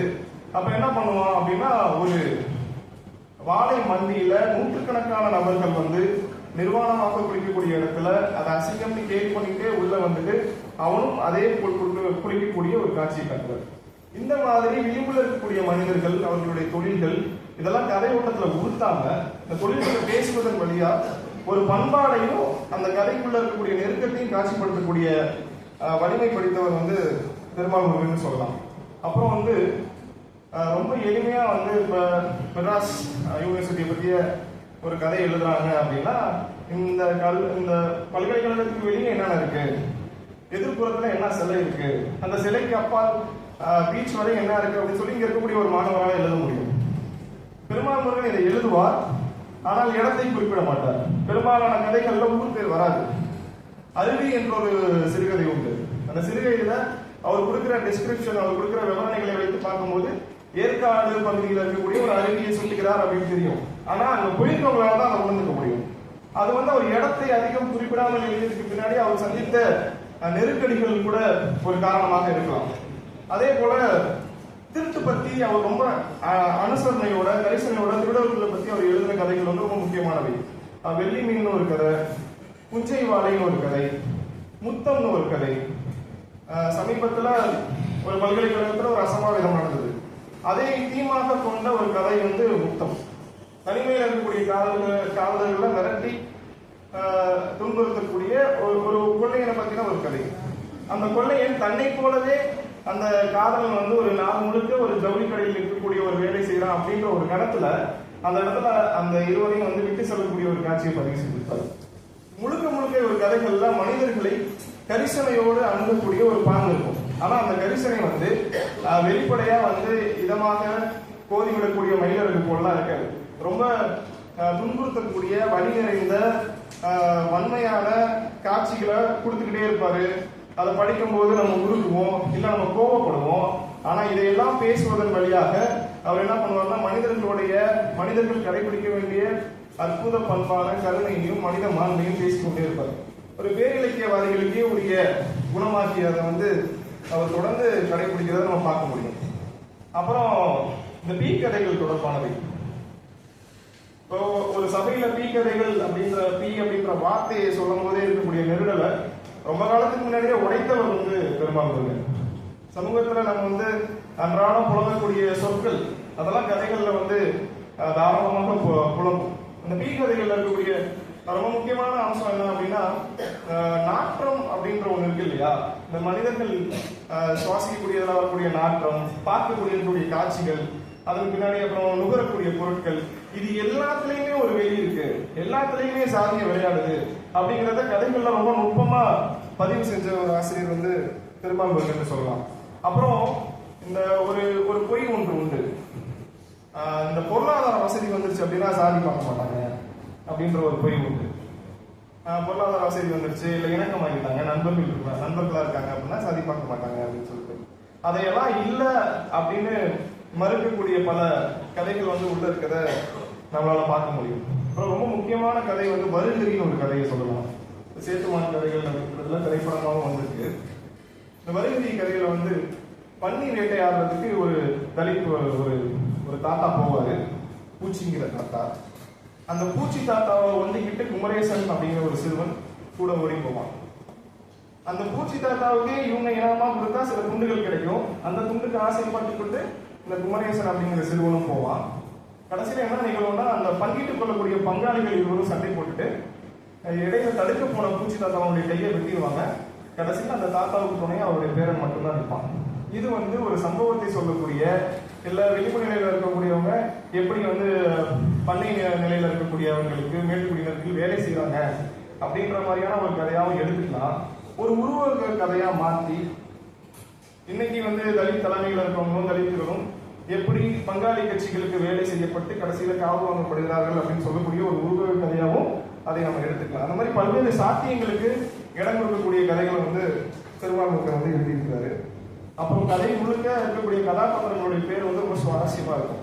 முருகேசு, அதுக்கப்புறம் குமரன், பாலன், குமராசு, கதிர்வேல் எல்லாமே அந்த முருகனை சுத்திய பெயர்களா தான் இருக்கும். பெருதெய்வங்கள் அப்படின்னு நீங்க பெருசா பார்க்க முடியாது முருகனை தவிர. சிறுதெய்வங்கள் தான் தொடர்ந்து பேசிக்கிட்டே இருக்காரு. சிறுதெய்வங்கள்ல பேசும்போது சிறுதெய்வங்கள் ஒரு விழா எடுக்கிறாங்க, ஒரு கருப்பசாமிக்கு ஒரு விழா எடுக்கிறாங்க அப்படின்னா ஒரு குடும்பத்தில் இருக்கக்கூடிய அந்த குளங்களை சார்ந்த சொத்துக்களை சார்ந்த எல்லாரும் வந்து படையலிட்டு பொங்கலிட்டு விழா எடுத்துட்டு போறாங்க அப்படின்றதெல்லாம் நிறைய கதைகள்ல ஒரு 4-5 கதைகள்ல சிறப்பித்து காமிச்சிட்டே இருக்காரு. அதுக்கு பின்னாடி சாதியம் எப்படி இருக்கு, இந்த விழாக்கள் மூலயமா ஒரு சடங்கின் மூலயமா சாதியத்தை எப்படி தக்க வைக்கிறாங்க கிராம மக்கள், அதெல்லாம் காட்டுறாரு. இன்னொரு வகையில இந்த விழாக்களுடைய அழகியில சொல்லிட்டே இருக்கிறது மூலயமா அந்த சாதியத்தை வந்து மெச்சப்படுதோ அப்படின்ற கேள்வியும் நமக்கு வருது. அதை இவ்வளவு அழகியலோட அதை எதிர்கால கதைமாந்தர்கள் வந்து நிரம்பி இருக்கிறோமா அப்படிங்கிற ஒரு கேள்வியும் வந்து அது மாதிரியான கதைகள் எழுப்புதுன்னு சொல்லலாம். அப்புறம் திருமண பாடு அப்படின்னு ஒன்று இருக்கு இல்லையா, அது வந்து பொங்கு எழுத்துல வந்து நிரம்பி வழி. பெருமாள் முருகன் வந்து அதை பற்றி முழுமையா கங்கணம் அப்படின்னு ஒரு நாவல் எழுதியிருக்கிறாங்க. ஆனா நான் வாசிச்சது இல்லை. அந்த சிறுகதைகள் முழுக்க வாசிச்சுட்டு நான் அவர்கிட்ட கேட்டேன், திருமண பாடுகள் பத்தி இத்தனை கதைகள் இருக்கு. திருமணம் ஆகாதவன், இல்ல பிறருக்கு திருமண ஆனந்தை பார்த்து பொறாமைப்படக்கூடியவன், திருமணமாகக்கூடிய வேலைகளை இல்லன் பெண்களால் நிராகரிக்கப்படுபவன், திருமணமாகி வாழ்க்கை சரியாக அமையாத குடிகாரன், இந்த மாதிரி திருமண பாடுகள் பத்தி இத்தனை கதைகள் இருக்கு. ஏன் பொங்கலை இவ்வளவு வெளிப்படுது, வேற எந்த வட்டார எழுத்தாளர்கள்ட்டையும் இவ்வளவு இல்லையே அப்படின்னு பார்க்கும்போது, பொங்கல சொத்து பிரிப்புக்காக 1980 அந்த சமயங்கள்ல வந்து பெண் குழந்தைகளை பெரிய பெரிய பணக்காரர்கள் கூட கொண்டிருக்காங்க. அந்த பிரச்சனையினுடைய வெளிப்பாடுதான் பின்னால திருமண பாடுகளுக்கு பெண் கிடைக்காம போனதெல்லாம் வெளிப்பட்டிருக்கு. இன்ன வரைக்கும் திருமாவளவனை போலவே அவருடைய அரிச்சூட்டை தொடர்ந்து வாமு கோமு, மதன் ராமலிங்கம் இந்த மாதிரி பல்வேறு கொங்கு பகுதியை சேர்ந்த எழுத்தாளர்கள் வந்து திருமண பாடம் இன்னைக்கும் எழுதிட்டு தான் இருக்காங்க. அப்போ அந்த மாதிரியான அங்க இருக்கக்கூடிய சூழலுக்கு ஏற்ற பிரச்சனைகள்லாம் உணர்ந்து எழுதக்கூடிய ஒரு எழுத்தாளராக வந்து திருமாவளவன் இருக்காரு. அதே போல வாழ்க்கையினுடைய அபத்தம் அப்படிங்கிறது ரொம்ப தீவிரமா எழுதிய எழுத்தாளர்கள்ல திருமாவளவன் ஒருவர்னு சொல்லலாம். இவர் நம்ம ஜி நாகராஜன் வந்து நாளை மற்றும் ஒரு நாளை அவருடைய சிறுகதைகள்லாம் வந்து வாழ்க்கையினுடைய அபத்தங்களை பெருவாரியா பேசியிருப்பாரு. பெருமாள் ஒரு 2 கதைகள்ல ரொம்ப நுட்பமா அதை சுத்தாரு. அந்தர கையில் ஒரு கதை, அதே போலவே இன்னொரு முக்கியமான கதை வந்து ஏது இறங்குன ஒரு கதை. அது ஒரு உருவக கதை. ஒரு அம்மாவுக்கு 20 வருஷமா ஒரு குழந்தை இருக்கு. குழந்தையாவே மனசளவும் சரி உடல்லையும் சரி. அது ரொம்ப ஆச்சரியமா இருக்கு. இந்த குள்ளர்கள் சொல்லக்கூடிய இயல்பிலே வந்து வளர்ச்சி குன்றியானவர்கள் மனிதர்களும் இருக்காங்க. ஆனா அவர்களுக்கு மனம் வளர்ந்துருக்கும், மன வியாபகம் இருக்கும். இந்த கதையில மனமும் வளர்ந்துருக்காது, உடலும் வளர்ந்துருக்காது. அந்த குழந்தை சில அடி நடக்கும், அம்மா பார்த்துட்டாங்கன்னா பிறகு ஆரம்பிச்சிடும். அந்த மாதிரி எல்லாமே அந்த அம்மா தாங்க வேண்டிய சூழல் இருக்கும். இந்த குடும்பத்தினர்கள் உறவினர்கள்லாம் என்ன சொல்லுவாங்கன்னா, ஒரு குழந்தையாவே இருக்குது எவ்வளவு பெரிய பேரு, அதுக்கு ஏன் நீ வந்து அதை மறுக்கிற, அதை வந்து பாஸ்போர்ட் அணுக மாற்றம்லாம் பேசுவாங்க. முழுக்க முழுக்க அந்த குழந்தை வளர்ப்பெல்லாம் சுற்றி பெண்கள் எப்படி நிர்பந்திக்கப்படுறாங்க, எப்படி வந்து வன்முறைக்கு குடும்ப வன்முறைக்கு ஆளாக்கப்படுறாங்கன்ற பல கதைகள் பேசக்கூடிய இடமா அதை பார்க்கலாம். இன்னொரு வகையில அன்றாட சலிப்பு, திரும்ப செய்யக்கூடிய வேலைகளே திரும்ப செஞ்சுக்கிட்டு ஒன்றிலிருந்து விடுபட முடியாம இருக்கக்கூடிய அந்த சலிப்பை பேசக்கூடிய கதையாகவும் அந்த ஏது இறங்கு கதையை பார்க்கலாம். அதனோட தொடர்புடைய இன்னொரு கதை வந்து வேல்னு ஒரு கதை. அந்த கதையில ஒரு வளர்ப்பு பிராணியை ரொம்ப வருஷம் வளர்த்ததுக்கு முன்னாடி அது இழந்தோம். கிட்டத்தட்ட ஒரு 10-15 வருடங்களா அந்த நாயினுடைய சங்கிலியை பிடிச்சிட்டே நடந்த ஒருத்தர் திடீர்னு அந்த நாயினுடைய சங்கிலி கைப்பிடி இல்லாம இறந்து போன நாய்க்கு பிறகு அவர் கைவீசி நடப்பார். கைவீசி ஒரு நடையில இதுவும் கூட ஒரு விடுதலை அப்படின்னு புரிஞ்சு கொள்ளக்கூடிய ஒரு ரொம்ப நுட்பமான ஒரு கதை. இந்த மாதிரி பல கதைகள்ல பெருமாளுடைய உலகம் வெளிப்படும். அப்புறம் இந்த அதிகாரத்தை பேசக்கூடிய கதைகள்னு சில கதைகள் இருக்கு. அந்த அதிகாரத்தை பேசக்கூடிய கதைகள் எல்லாமே கல்வி புலங்கள் சார்ந்தது. கல்வி புலங்கள் இருக்கக்கூடிய ஆசிரியர் மாணவர்களுடைய ஊடாடல், ஒரு ஆசிரியர் மாணவரை எப்படி பேசுறாரு அணுகிறாரு, புடுக்காட்டின்னு ஒரு கதை. அந்த கதையில ஒரு ஆசிரியர் வந்து மாணவரை அந்த வளாகத்தில் இருக்கக்கூடிய நாய்களை 13 முறைக்கு மேல நாயின்னு திட்டுவார். நாயின்னு பேசிட்டே இருப்பார். இந்த நாய்கள்லாம் புடிச்சு அறுத்து விடணும் அப்படின்னு பேசுவாரு. மாணவர்களை பேசுவாரு. மாணவர்கள் பெண்கள்கிட்ட பேசினா போதும் அதை வந்து சித்தரிப்பாரு. இந்த மாதிரி நாய்னு சொல்லி நாய்க்கு நடிப்போதுன்னு சொல்லுவாரு. இப்படி பேசிக்கிட்டே இருப்பாரு. ஒரு கட்டத்துல அந்த கதையினுடைய எழுச்சியில ஒரு சிக்கல் வரும்போது என்ன ஆயிரும் அப்படின்னா, ஒரு கூட்டத்துல இருந்து ஒரு குரல் வரும். நாங்க நாயா நீங்க நாயான்ற மாதிரியான ஒரு குரல் வரும். அந்த குரல் வந்ததுக்கு பிறகு அந்த கதை எப்படி மாறிடும் அப்படின்னா, இது வரைக்கும் சொல்லப்பட்ட நாயெல்லாம் இவர் தான், அந்த ஆசிரியர் தான் அப்படின்ற மாதிரி மாறிடும். ஒரு மாணவரா அப்படி திட்டம் கொஞ்சம் நல்லா தான் இருக்கும் அந்த கதை படிக்கும்போது. ஆனா எல்லா ஆசிரியர்களும் அப்படி கிடையாது. அப்படிப்பட்ட நபர்களையும் நம்ம வந்து கடந்துதான் வந்திருக்கிறோம். அப்ப அப்படிப்பட்ட ரொம்ப நுட்பமான ஒரு தீவிரத்தன்மைக்குரிய ஒரு கதை அதுன்னு சொல்லலாம். அப்படி இன்னொரு என்னன்னா, கதைகள்ல ஒரு பேட்டர்ன் இருக்கிறத பார்க்க முடியுது. ஒரு கதை வந்து மெல்ல ஆரம்பமாகும், மெல்ல வளர்ந்து இந்த தொடக்கம், எழுச்சி, சிக்கல், முடிவு அப்படிங்கிற அந்த பழைய பேட்டர்ன் இருக்கு இல்லையா, அது வந்து தொடக்க கால கதைகள்ல ரொம்ப அழுத்தமாவே இருந்துச்சு. பின்னாடி அந்த கதைகள் குறிப்பா இப்ப வந்திருக்கக்கூடிய இந்த விலங்குகள், வளர்ப்பு பிராணிகள் சார்ந்த கதைகள் அது ரொம்ப வெகுவாரியா உடஞ்சிருக்கு. வளர்ப்பு பிராணிகள் பத்தி எழுதும்போது அதுலயும் ஒரு பேட்டர்ன் இருக்கு. ஆனா அதை ஒரு உத்தியாவே பயன்படுத்துறாரு. வளர்ப்பு பிராணிகளுக்கு பேர் வைக்கிறது, அது வந்து குடும்பத்தோட இணக்கமாக்குறது, அப்புறம் அதை வைத்து குடும்பத்துக்குள்ள வரக்கூடிய சிக்கல்கள், அப்புறம் அதன் மூலயமா அதுக்கான தீர்வு இல்ல வேறு வகையான மன விசாரம், அப்படி அந்த கதை பயணிக்குது. அப்போ அந்த பேட்டர்ன்களை உடைத்து எழுதுறது, பேட்டர்னுக்குள்ள எழுதுறது, இந்த மாதிரி எல்லா வித முயற்சிகள் செஞ்சிருந்தாலும் பரீட்சார்த்த முயற்சி, ஒரு இசங்களுக்கு போய் நான் கதை எழுதுறேன் அப்படின்ற மாதிரியான எந்த வேலையும் வந்து பெரும்பாலும் தன்னுடைய கதைகள்ல செய்யல. ஏன்னா அப்படி செஞ்சிருந்தா இந்த கதைகள்ல இயல்பா இருக்கக்கூடிய ஜீவன் இருந்திருக்குமா அப்படின்றது சந்தேகம். ஏன்னா கிராமங்கள் தோறும் அந்த கிராமங்களை ஊடுருவி எழுதிய கதையினாலதான் அந்த ஜீவன் இருக்கு. நகரங்கள்ல வாழ்ந்துருக்கிறாரு, இதே பல்கலைக்கழகங்கள்ல பிஹெச்டி படிச்சிருக்காரு. நகர வாழ்க்கையை அவரால் எழுதியிருக்க முடியும். ஆனா நகர வாழ்க்கை அப்படிங்கிறது ஒரு கடந்து போகக்கூடிய ஒரு கிராசிங் மாதிரி தான் அவருடைய கதைகள்ல வருதே தவிர கிராமங்கள்ல தான் மையம் இருக்கு. அவர் வேறு நகரங்கள்ல கேள்விப்படுற செய்திகளை கூட கிராமத்தை மையப்படுத்தி கிராமங்களை உருவகப்படுத்தி எழுதிக்கிறார் அப்படிங்கிறது நமக்கு தெரிய வருது. அதுக்கப்புறம் நுங்கு அப்படிங்கிற ஒரு சிறுகதை, ரொம்ப முக்கியமான சிறுகதை. கொஞ்சம் வேடிக்கையாகவும் இருக்கும் அந்த சிறுகதை. ஒருத்த 12வது வரை நல்லா படிச்சவன், இலக்கிய வாசிப்பு கூட உள்ளவன், காலேஜ் போயிட்டு இது வேஸ்ட் ஆஃப் டைம்னு சொல்லிட்டு ஆடு மேய்க்க வந்துடும். தன்னுடைய அப்பா கிட்ட இருக்கக்கூடிய ஆடுகள்லாம் தான் மேய்க்கிறதுக்கு பொறுப்பு எடுத்துக்கிறான். அந்த ஆடு மேய்க்கக்கூடிய சமயங்கள்லாம் ஆடு மேய்ச்சிட்டு இருக்கும்போது ஒரு மரத்தின் நிழலில் அமர்ந்து புத்தகம் படிக்கிறான். நூலகத்திலேருந்து இருக்கிற புத்தகங்கள். மாசத்துக்கு ஒரு நாள் சினிமா, வெளியில சாப்பாடு அப்படிங்கிறதே அவனுக்கு ஒரு போதுமானதா இருக்கு. ஒரு சராசரியா ஒரு டிகிரி முடிச்சுட்டு போய் 15,000 20,000 சம்பாதிக்கிறத பட்டியை மெயின்டைன் பண்றது, அதுக்கப்புறம் ஆடுகள் இருக்கிறது மூலயமா மாசம் சம்பாதிச்சுட்டு போயிடலாம் அப்படிங்கிற ஒரு மனக்கணக்கு அவன்கிட்ட இருக்கு. ஆனா பொண்ணு கொடுக்க மாட்டாங்க. எந்த பொண்ணுமே ஆடு வளர்க்கக்கூடிய ஒரு மொச்சை வாடகை பிடித்த ஒரு மனிதனோட நான் வாழ மாட்டேன் அப்படின்னு சொல்லியிருந்தாங்க. ஆனா இதுக்கெல்லாம் அவன் மனத்தலை இல்லை. ஒரு இடத்துல சொல்றான், எங்க தலைவர் ஆட்சிக்கு வருவாரு, அப்ப ஆடு மாடு மேய்க்கிறவங்களுக்குலாம் அரசு பண்ணி கொடுப்பாரு அப்படின்னு சொல்லுவாங்க. இது வேடிக்கையா இருந்தாலும் ஒரு கட்டத்தை நம்ம இந்த இடத்துல நுட்பமா உருவாகணும். அதாவது நவீன வாழ்க்கை சார்ந்த மரபார்ந்த வேலை மீதான மதிப்புகள் குறையும் போது அந்த மரபான வேலையை செய்யக்கூடியவர்கள் தங்களுடைய வேலையை யார் மதிக்கிறாங்களோ அதை நம்புறாங்க. அது களத்துல நம்மளால பார்க்க முடியும்.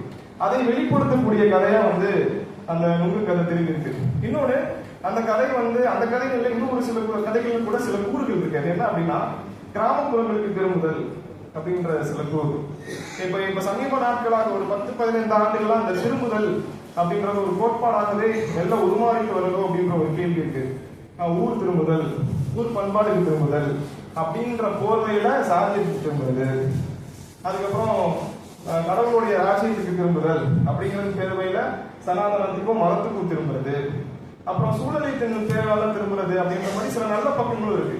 அப்ப திரும்புதல்ன்ற ஒரு கோட்பாடு மெல்ல எழுந்து வருதோ அப்படிங்கறத இந்த கதை கொண்டு நம்மளால புரிஞ்சுக்க முடியும்.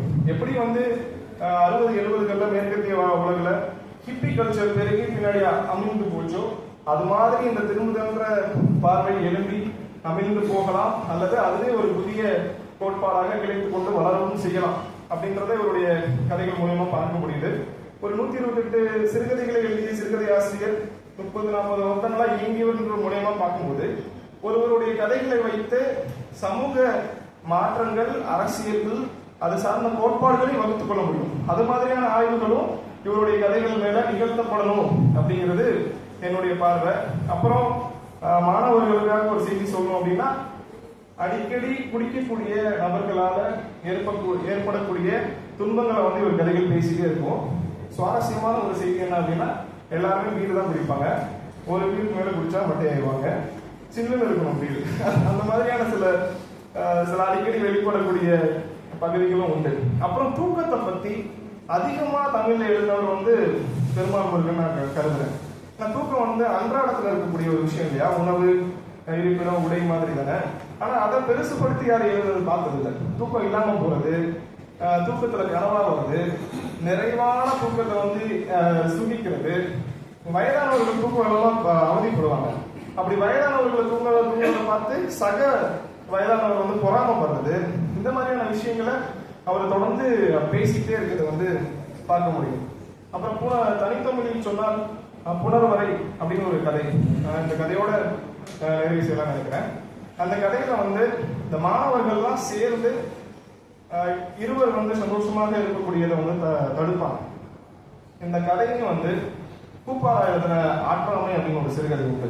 ரொம்ப முக்கியமான சிறுகதைகள்ல அதுல தன்னுடைய வீட்டுல தன்னுடைய குழந்தையும் அவருடைய மனைவியும் ஒன்னா இருக்கக்கூடியதை தடுக்கக்கூடிய ஒரு அண்ணி இறுதியில இப்போ உனக்கு நிம்மதி தானா பேயே அப்படின்னு தன்னை திட்டிக்கிற மாதிரி அந்த கதையை கூப்பாரா முடிப்பாரு.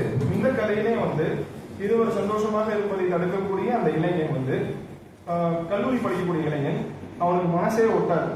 தான் பெரிய பாவம் செஞ்சுட்டேன் அப்படின்ற ஒரு குற்றவாளிக்கு ஆளாக்கப்படுவான். இந்த கதை இரண்டுமே ஒண்ணுதான், ஒரே கதை கலந்தா.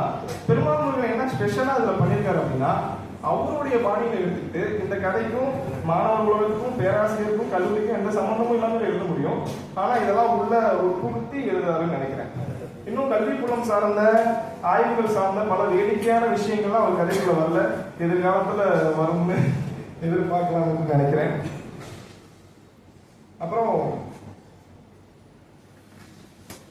இந்த வளர்ப்பு பிராணிகள், செல்ல பிராணிகளை வளர்க்கறது மூலயமா அந்த செல்லப்பிராணிகளே நம்மளை விட அதிகமா இன்னொருத்தர் மேல பாசம் வச்சிருச்சு அப்படின்னா அந்த செல்லப்பிராணிகளை அடிக்கிறது, அதுங்களை உதாசீனப்படுத்துறது, இந்த மாதிரியான விஷயங்கள்லாம் நிறைய காட்சிப்படுத்துறது. அதன் மூலயமா நமக்கு என்ன தெரிய வருது அப்படின்னா, செல்லப்பிராணியை உண்மையிலே நேசிக்கிறோமா? செல்லப்பிராணியை நேசிக்கிறோம் அப்படின்ற பேர்ல தன்னைத்தான் தான் மனுஷன் நேசிக்கலாம். அதுதான் நடக்குது அப்படிங்கிற பண்பை மனுஷ சுவாபத்தை காட்டிட்டே இருக்காரு. விலங்கு மனுஷனா மாறுறதையும் மனுஷன் விலங்கா மாறக்கூடிய கதைகள்லாம் பெருவாரியா எழுதியிருக்காரு. இறுதியா எழுதுனதை வாசிச்சு இந்த கட்டுரையை முடிக்கலாம் நினைக்கிறேன். பெருமாள் முருகன் கருப்பொருள்களை தேர்வதிலும் கதைகளை அதன் ஓர்மை நீங்காமல் வளர்த்து கொண்டு செல்வதிலும் தனித்துவம் உடைய எழுத்தாளுமையாக உள்ளார். வீணான கிளை கதை என எதையும் சுட்ட முடியவில்லை. தேவையற்ற சொல்லாட்சி, சொலவங்கள், உரையாடல் என கதையை இயக்க வேண்டிய பகுதிகள் எதுவும் இல்லை. உரையாடலை கட்டமைப்பதும் வளர்ப்பதிலும் நுட்பம் கைவர பெற்றவராக இருக்கிறார். விலங்கு சார்ந்த இரு தொகுப்புகளில் மட்டும் லெகுவானவை என சுட்டப்படக்கூடிய சில கதைகள் உள்ளன. ஒட்டுமொத்த கதை உலகில் பண்பு ஒற்றுமை கொண்ட கதைகள் பல இருப்பினும் ஒன்று போல் நகரும் கதை அமைப்பு கொண்ட கதைகள் எதுவும் இல்லை. திருப்பிச் சொல்லலும் மீளக்கூறலும் இல்லை. குழந்தைகளையும் சிறார்களையும் மேய்ச்சலையும் பாங்கிழல்களையும் பெருமாள் முருகனுக்கு இணையாக அணுகி தமிழில் எழுதியவர்கள் வெகு சிலரே.